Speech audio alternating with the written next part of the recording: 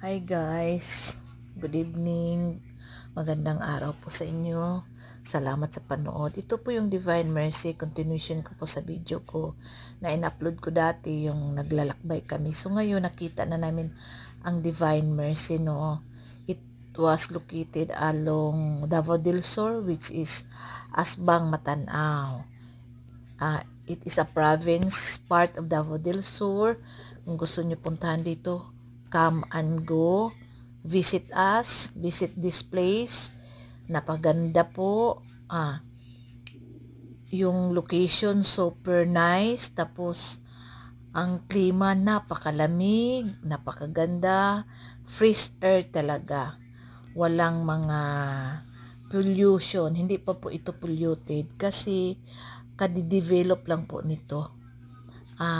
Napakasulim po dito, tingnan nyo ang lawak. Yan, kapatid ko, I command him to take a photo with me. Yan, tingnan nyo, napagaganda, diba?